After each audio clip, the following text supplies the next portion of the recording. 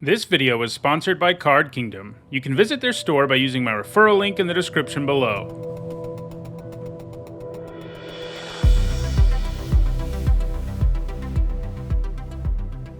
Hi everyone, I'm Nitsahone, and earlier today the full card gallery for Alchemy Horizons Baldur's Gate went up, and that means it's time for me to start my limited set review. For the next week and then some, I'll put out a video every day talking about this new limited format, starting with a card-by-card set review that will start today with a look at the multicolored cards. This is a good place to start because it will introduce us to many of the set's themes and archetypes. It also lets us start with some of the splashier and more powerful cards in the set, which is always fun. If you don't know, this set is the Magic Arena version of Commander Legends Baldur's Gate, and it will be our primary limited format until September, when Dominaria United comes out. As usual, in this set review, I'll give you my evaluations of every single card in this set, with the goal being to have it completed by July 7th, when you can play the format on Arena. For each of these cards, I'll give you my thoughts on the card and then sum up those thoughts with a letter grade. If you're not sure what the letter grade means, you'll find an explanation in the description. Also keep in mind, in this video, I'm only giving my predictions for how good I think these cards will be in Limited. Also, because I haven't played with most of these cards, I'm definitely going to be wrong about some of them. As we start playing the format, I'll give updates on my thoughts in my Needs and Notes series, which comes out every Saturday. Alright, let's dive in with our first multicolored card from Alchemy Horizons Baldur's Gate. We're going to start with the Signpost Uncommons this time around, as those do the best job of introducing us to the set's archetypes.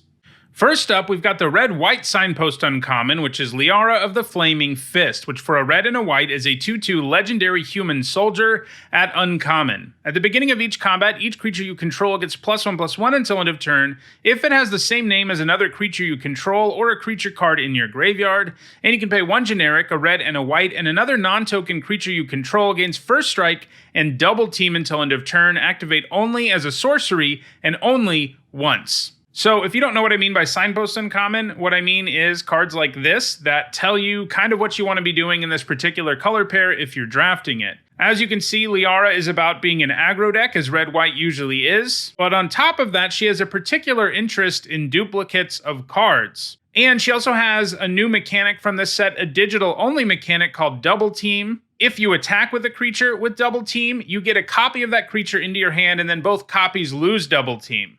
So her ability that pumps creatures that have the same name works well with Double Team, and it works well with tokens, and both of those are things that help you go wide in the first place. The fact that you can give anything Double Team and First Strike is pretty spicy, as you can give it to your best creature to get another copy, and First Strike makes it more likely that that creature that's attacking will survive. Note, by the way, the ability can only be used once, period, not once per turn. That's a thing in this digital-only set. You can mark it as something that can only happen once, but still, having that ability once is really strong. Overall, this looks like a nice Signpost Uncommon, and probably one that's good enough to pull you into a red-white aggro deck. I'm giving it a B. Next up, we've got Menthara of the Absolute, which for 2 generic, a black and a white, is a 2/4 elf cleric at uncommon. It's got a starting intensity of 0. Creatures you control get +X/+0, where X is Menthara of the Absolute's intensity. And whenever one or more permanents you control leave the battlefield, perpetually increase Menthara's intensity, and the intensity of cards named Menthara of the Absolute in your hand, library, and graveyard by 1. This ability only triggers once each turn. So, obviously, this is the Signpost Uncommon for black-white. It's about creatures leaving the battlefield, either by blinking them or having them die. So, ratcheting up the intensity on Menthara is something that will just happen organically.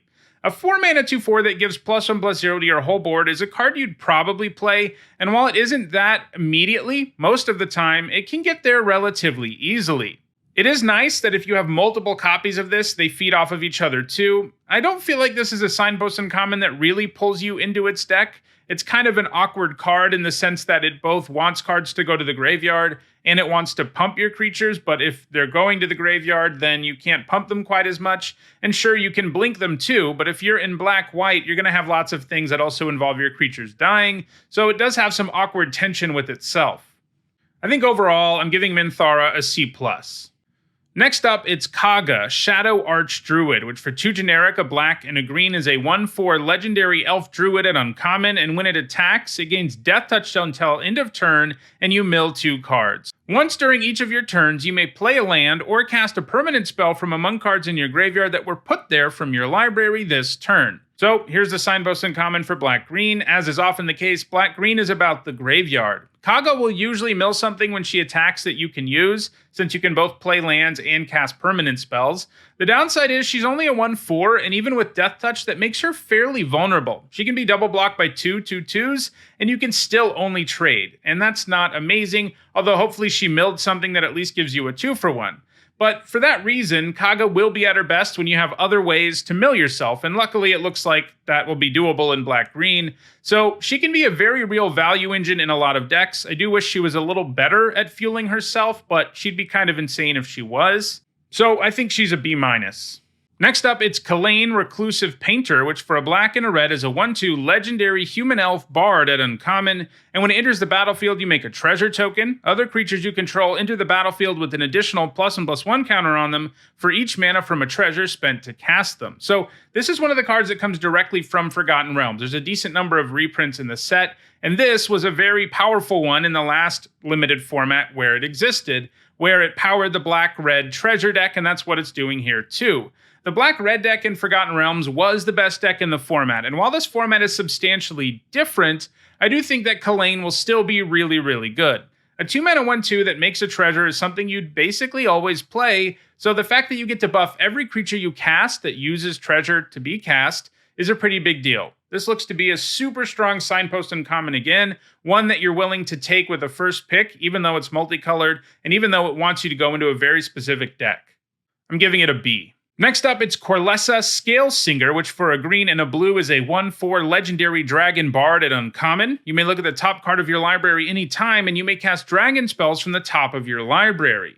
So in a set with a Dungeons & Dragons theme, it should come as no surprise that there are a bunch of dragons in the set, and in fact, 3 of the color pairs are dragon decks, basically the color pairs in the Temur colors, and blue-green obviously is one of these colors. This format does have enough cheap dragons that casting them from the top, even like in the mid-game, is very doable, and it also gives you a nice defensive creature who can stall things till you can start casting cards from the top of your library, and the fact that you can cast things from the top of your library is always really powerful. It's effectively like you draw a card when you do it, and sure, you need to have a decent number of dragons to make this work, but that doesn't seem like it's going to be that hard in the format. I think this is a B-.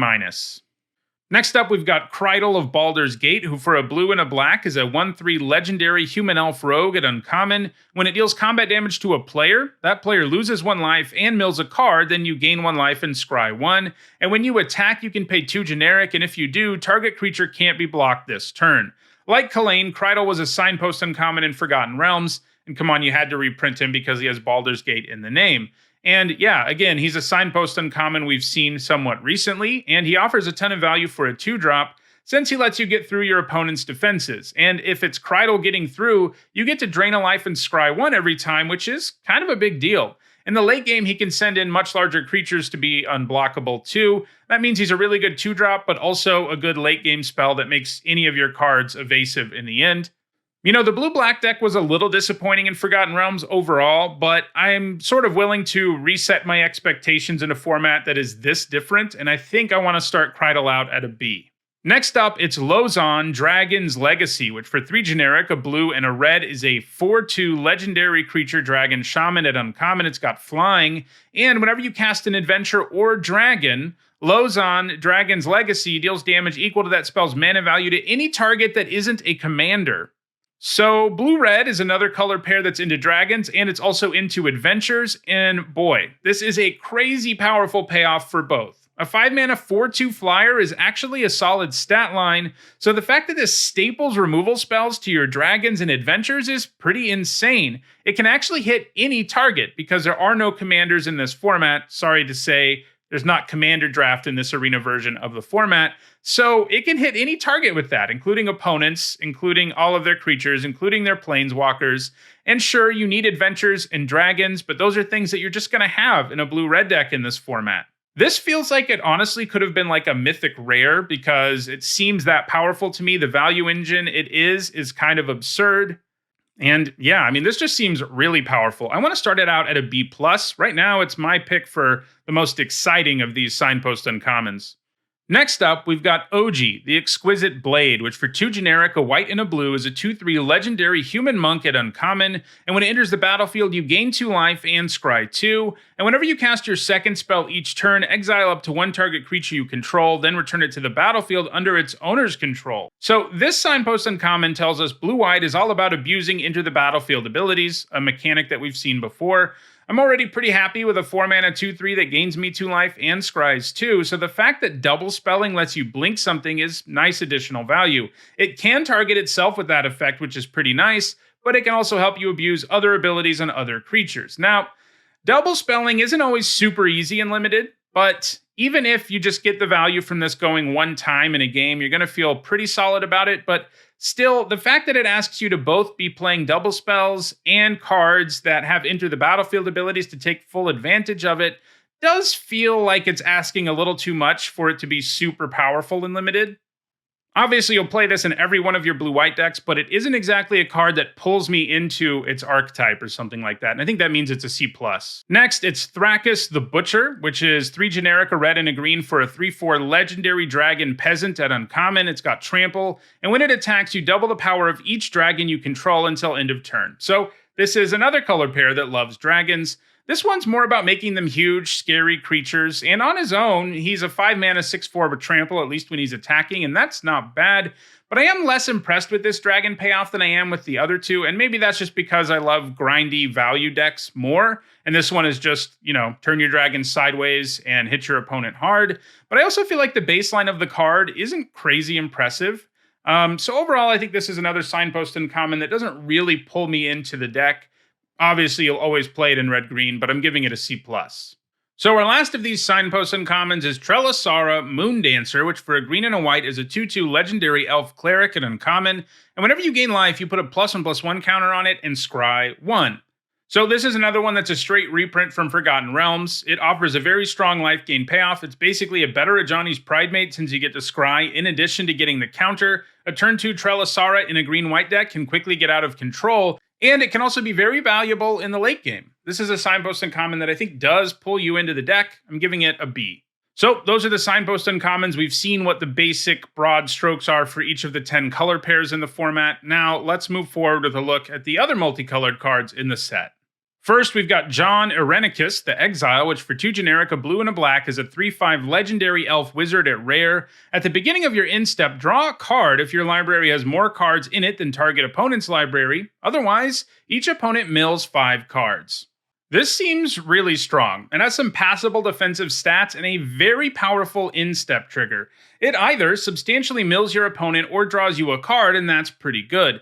Normally, I'm not a huge fan of straight-up mill win conditions, but because this synergizes with itself to sometimes, and frequently really, draw you a card, I'm pretty happy.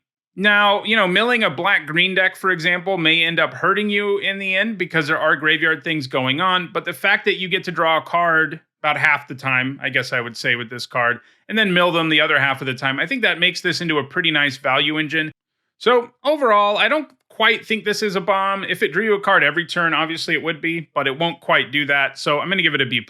Next up, we have Tasha, Unholy Archmage, which for 2 generic, a blue and a black, is a legendary planeswalker Tasha at Mythic Rare. She has 4 starting loyalty, and her +1 says, until your next turn, whenever a creature attacks you or Tasha, put a -1/-1 counter on that creature. She has a -2 that says target opponent puts a creature card of their choice from their graveyard onto the battlefield under your control. That creature gains Ward 2. And her ultimate is -6, and it says target opponent reveals cards from the top of their library until they reveal 3 creature cards. Put those cards onto the battlefield under your control. That player puts the rest into their graveyard. So this is a really powerful planeswalker. Her +1 makes it a lot harder for your opponent to effectively attack, and even if they do attack and kill Tasha, Tasha is going to leave behind some value because those counters stick around. So you're going to get some value out of her, and most of the time, they're just not going to be able to kill her. Her -2 is neat and can be used to some extent to protect her,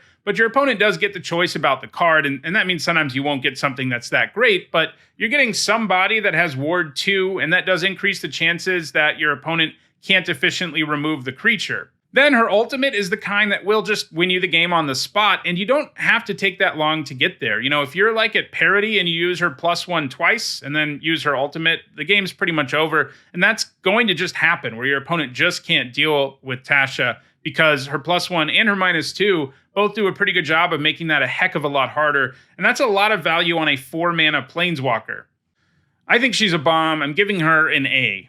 Next up, it's Uldur Ravenguard Marshall, which for 1 generic, a red and a white, is a 3/3 legendary human noble soldier at rare. When it enters the battlefield, another target non-token creature you control gains double team until end of turn, and when it attacks, you conjure a duplicate of another target non-token attacking creature into your hand. So most of the time, this will be able to come down and immediately make a real difference, since adding double team to one of your other creatures is a big deal. It suddenly makes offering a trade with that creature way better, so it'll often result in an attack you didn't have before, and if you did already have the attack, that's fine too, because now the attack is even better. Then when he can attack, he also gives you additional copies of things. He doesn't give them double team, he just lets you pick something and you get a duplicate copy of it. So this is a 3-mana 3/3 that generates card advantage pretty impressively. He does have kind of an unimpressive body on his own. I mean, obviously it's a decent stat line, but what I mean is he doesn't attack that well. He's probably going to die when he does attack, but the fact that he gives you a duplicate of another attacking creature and probably also gave you a duplicate of something else thanks to giving it double team, all of that means that a lot of the time he's going to be like a 3-for-1, and your opponent is put in a place where if they don't block him, the value's just going to keep coming. So I think he's really good. I think he falls a little short of being a bomb, but I wouldn't be surprised if he ends up there. For now, I'm giving him a B+. Next up, it's Alaundo the Seer, who for 2 generic, a green and a blue, is a 3/5 legendary human shaman at rare. You can tap it to draw a card, then exile a card from your hand and put a number of time counters on it equal to its mana value. It gains. When the last time counter is removed from this card, if it's exiled, you may cast it without paying its mana cost. If you cast a creature spell this way, it gains haste until end of turn, then remove a time counter from each other card you own in exile. So this seems interesting. It basically lets you loot, which is always good because it increases your card quality, but instead of discarding the card you don't want, you effectively give it suspend. Now, the suspend will be quite high on expensive cards, which is what you probably want to discard more often than not. There will definitely be times where you're just never going to get to cast the thing that you discard, but that's kind of true when you're looting too, right? So, you know, at worst, this is kind of a loot effect that has some upside, and I think that makes it a good card overall. It also has decent defensive stats, so it can sort of hold down the ground while generating this value for you over the course of a game. I think that makes it a B. Next, there's a Stereon the Decadent, which for 4 generic, a black and a white, is a 4/4 legendary vampire elf rogue at rare. It's got death touch and lifelink, and at the beginning of your end step, you choose one. Target opponent loses life equal to the amount of life they lost this turn, or you gain life equal to the amount of life you gain this turn. So a 6-mana 4/4 with death touch and lifelink isn't an amazing card, but it is a solid playable. I mean, the fact is, it gives you a creature where the worst case scenario is pretty much that you trade with their creature and gain 4 life, and that's really not terrible. And this gives you a pretty nice payoff for gaining life or damaging your opponent, and since it can gain you life in the first place, sometimes it'll just be able to fuel itself. It also makes any damage your opponent takes into a problem because you can double that damage, so it really does alter the game when it comes down in terms of how your opponent can play it, in terms of how they can take damage, because suddenly lethal damage is a lot more likely.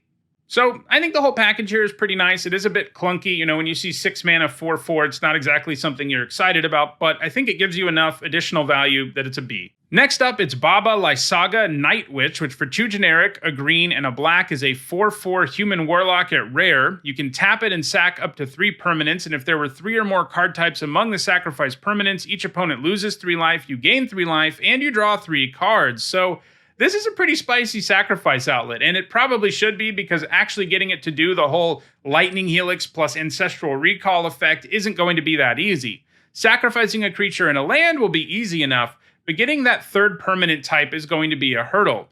The good news is that this is a 4 mana 4/4, so you aren't hurting yourself a whole lot if you're just already in a black-green deck and you throw it in. It's basically a reasonable creature that will give you stupid value like once a draft.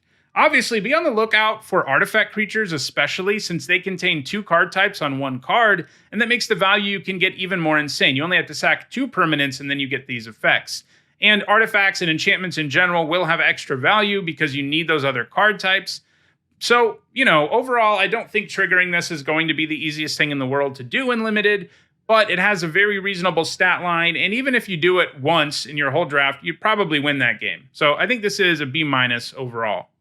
Next up, it's Catty of Mithril Hall, which is a 2/2 legendary human archer at rare for 1 green and 1 white. It has first strike and reach, and when it attacks, you put a +1/+1 counter on it for each equipment attached to it, and you can pay 1 and remove all the counters from it, and it deals X damage to target attacking or blocking creature an opponent controls, where X is the number of counters removed this way. So a 2-mana 2/2 with first strike and reach is already a B-, so the equipment and +1/+1 counter upside really adds to this card. It's already a great place to put equipment and counters because it has first strike and reach, so the fact it can get more out of equipment, and she can also use counters she gets, whether they're from her own ability or elsewhere. She can use those counters to become situational, but still removal spells. So if you're in green-white, I don't envision it being that hard to get this going. I'm giving it a B+. Next up, it's Gorion Wise Mentor, which for a green, a white, and a blue is a 3/4 legendary human wizard at rare. It's got vigilance, so whenever you cast an adventure spell, you may copy it. You may choose new targets for the copy. So we've already seen one adventure payoff, the blue-red signpost in common, so yeah, adventures are back in the set. We're not going to see any in this video. They're all monocolored, but we'll be seeing them throughout the week. The fact that they're all over the place at lower rarities means Gorion can generate some stupid value. If you ever played with Lucky Clover and Adventures last time around in Eldraine, you probably know how crazy this is. This also has nice base stats, of course, and although it won't be a cakewalk to cast this regularly, like this format has fixing, but not a ton of it, especially if you get out of the treasury decks. But it is in 3 colors that have a bunch of adventures, so getting there on adventures to use this won't be that hard. I do think you have to give it a build-around grade because you need both a pretty good mana base and enough adventures for this to be worth running, because if it's hard for you to cast, you're probably really hurting your mana base, and it's probably not quite worth it, but it has a floor probably of like a C, and a ceiling of a bomb, I think, an A-. Next up, it's Jan Jansen, Chaos Crafter, which costs a red, a white, and a black for a 3/3 legendary Gnome Artificer at rare. It's got haste. You can tap it to sacrifice an artifact creature to make 2 treasure, or you can tap it to sacrifice a non-creature artifact and make 2/1/1 colorless construct artifact creature tokens. So this thing loves artifacts and pays you off reasonably well for having them. And one kind of neat thing you can do is feed these abilities to one another, because you get more artifacts out of using each of them. You get 2 treasures if you give up a creature, and you get 2 creatures if you give up a treasure or any non-creature artifact. And depending on the situation, you can really generate some insane value by going back and forth between these abilities. Obviously, you'll use the ability that is best for you, but either way, this can generate some pretty silly value. And one thing I really like about this card too is that if you're in the black-red deck, you're already going to be having a lot of non-creature artifacts at least, and splashing this will also be really easy because you'll have a fair bit of treasure. So, unlike the other 3-colored card we just looked at, I don't really think this needs a build-around grade. It slots perfectly into the archetype that black-red is already about, and it won't be hard to splash him. I think he is a B+. Next up, it's Mazzy, True Sword Paladin, which for 1 generic, a red, a green, and a white is a 3/4 halfling knight at rare. And when an enchanted creature attacks one of your opponents, it gets +2/+0 and gains trample until end of turn. And whenever an aura you control is put into your graveyard from the battlefield, you exile it, and until the end of your next turn, you may cast that card. So obviously, Mazzy really likes auras. Boosting power and giving trample to enchanted creatures is a pretty big deal. It's kind of like slapping Rancor onto the card. And I guess that's probably what they're referencing here with the stats boost, coupled with the fact that it makes auras recursive. And that recursive aura thing is a big deal too, because it really gets around the downside of potential 2-for-1s that auras can give you, because you just get to play that aura again. You have a window where you can play that aura. You can't just do it for the rest of the game, but that window is big enough, until the end of your next turn, that usually you'll be able to cast it and get some more value and give something else +2/+0 and trample. Now, we saw the color pairs. We've seen all the mechanics, what the archetypes are. There's not exactly one that's super interested in auras. There are definitely auras around, but I do think the fact that there's not a huge theme of auras on cards that aren't Mazzy probably means that you do need to give this one more of a build-around grade. It's probably a C in your typical Naya deck, and a B+ if you get there on auras. Next up, it's Mirim, Sentinel Worm, which for 3 generic, a green, a blue, and a red is a 6/6 legendary dragon spirit at rare. It's It's got flying and word 2, and whenever another non-token dragon enters the battlefield under your control, create a token that's a copy of it, except the token isn't legendary if that dragon is legendary. So this gives you a really powerful dragon payoff, and it really bridges those 3 dragon decks that we saw are the main theme for the Temur colors.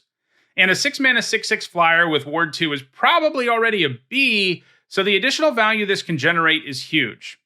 You have 3 different color pairs in the format that are interested in dragons. They all overlap with this, and so I don't see this one as being one that really needs a build around grade either. You have a really strong flying creature as your baseline, and then once it makes even 1 copy of any dragon you play, your opponent basically has no hope of winning. I think overall that gets this into the lower bomb range. I'm giving it an A-. Next up, it's Minsc and Boo, Timeless Heroes. For 3 generic, a red and a green, this is a legendary planeswalker Minsc at Mythic Rare. It starts with 3 loyalty, and when it enters the battlefield and at the beginning of your upkeep, if you don't control a creature named Boo, create Boo, a legendary 1/1 red hamster creature token with trample and haste. It's got a +1 that lets you put 3 +1/+1 counters and up to 1 target creature with trample or haste. And a -2 that says sacrifice a creature. When you do, Minsc and Boo, Timeless Heroes deals X damage to any target where X is that creature's power. If the sacrificed creature was a hamster, draw X cards. You know I'm excited about this one. This is definitely going to be the next Historic Brawl video I do, and as soon as this set comes out, it's going to be what my new avatar is on Magic Arena. And as I've said a lot of time in various videos, like Minsc, I'm a bald guy who has pet hamsters, so I do feel a certain kinship with this card. So maybe I'm a little biased, but I don't think so. This is just like a crazy powerful card. You get a 1/1 token when Minsc enters the battlefield, a token that has trample and haste, and that means you can use a +1 right away to make Boo into a 4/4 with trample and haste that can attack right away, obviously, because it has haste. Good news is he can also buff other creatures if that's what you want to be doing, but all on his own, you can just make 1 gigantic hamster token. And if you end up in a situation where you can't really get in with your creatures or whatever, then you have this -2 that is massively powerful too. You can finish off your opponent with it, you can turn it into a removal spell, and you're going to be sacrificing a hamster often enough that it draws you cards. And keep in mind too, you get a Boo token every upkeep. So if you're giving up your Boo every turn, by attacking with this 4/4 trample and haste, the turn it comes down and your opponent trades with it, well, you get another one next turn. Or if you decide to sacrifice it right away or whatever, you get another Boo. So it just sort of keeps going. The hamsters keep coming, and these abilities are both really, really strong. So he's definitely a bomb. I'm giving it an A. Next up, it's Nalia De Arnis, which for 1 generic, a white, and a black is a 3/3 legendary human rogue at Mythic Rare. You may look at the top card of your library anytime. You may cast Cleric, Rogue, Warrior, and Wizard spells from the top of your library. And at the beginning of combat on your turn, if you have a full party, put a +1/+1 counter on each creature you control, and those creatures gain Death Touch until end of turn. So here's a card that checks for party. That's not a huge theme in the set. If you don't know what that means, basically, it means you have at least 1 creature with all of the types that this card mentions. Those are clerics, rogues, warriors, and wizards. If you have 1 of each of those, which Nalia herself is a rogue, so she fulfills that one. If you have 1 of each of those, then you get this other effect. And this other effect is really strong, buffs your whole board, and Death Touch, that's going to change games. The bad news is I don't think triggering the full party effect will be that easy to do in this format. There are a lot of creatures with these types, and there's enough of them that you'll be able to cast some off the top of your library, which, as I said earlier in this video, that's really strong. It's like drawing a card and adding to the board at the same time.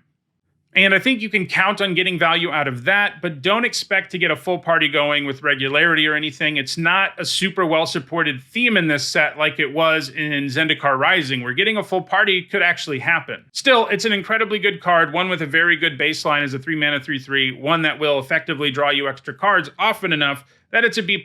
And, if you end up with a deck that can get party really easily, it's probably just an A+. Next up, it's Nero, Wild Mage, which for 4 generic, a blue, and a red is a 2/7 legendary human elf shaman at rare. Whenever you cast a spell, you may put it on the bottom of its owner's library. If you do, reveal cards from the top of your library until you reveal a non-land card. You may cast that card without paying its mana cost, then put the rest on the bottom of your library in a random order. This ability triggers only once each turn. So this is crazy powerful. In short, the first spell you cast then lets you cast the top non-land from your library for free. That's going to be giving you a 2-for-1 more often than not, And sure, sometimes you're going to get like a 1-drop or a 2-drop or something, but you know, I don't care. That's really great value to add to whatever it is you cast anyway. And sometimes it'll give you way more value than that. The only downside this card has is that you have to untap most of the time for it to actually do its thing. I mean, if you have like a 1-drop or a 2-drop you can play right after you play Nira, that's going to be insane. But generally, you're going to tap out to play this thing, and then you need to untap, and then you're going to start generating crazy value. Even just happening once a turn is enough for this to win you the game pretty easily. I think this is a bomb. I'm giving it an A.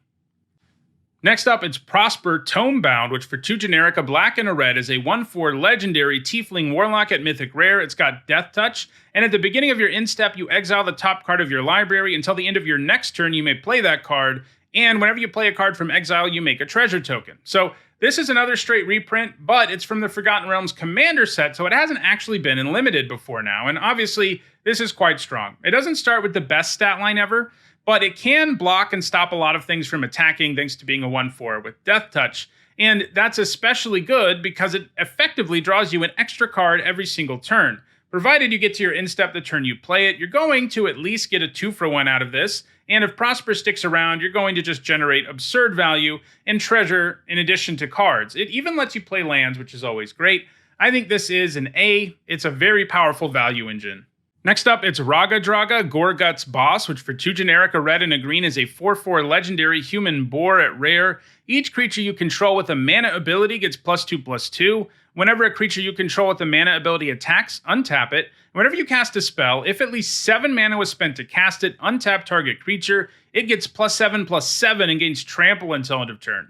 This is a really cool design, but I don't think the mana ability side of the card is going to matter very much in Limited. There are creatures with mana abilities in the set, but not so many that you should count on this really buffing things or letting you untap attacking mana dorks and things like that. It'll do it some, and that is part of the card's value, but I think most of the time this is going to play like a 4-mana 4/4 that will occasionally, when you cast a huge spell, give something +7/+7 and trample. And tacking that onto an already powerful spell is usually just going to be enough to win the game.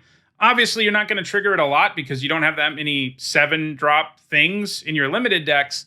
But if you have 1 or 2 of them even, you have a card that is really interesting because it has such a good baseline, and then, you know, can just have a game-winning effect eventually. And hey, you know, having like 2 7-drops and 1 or 2 mana dorks in your deck is very doable. Overall, I think this is a B.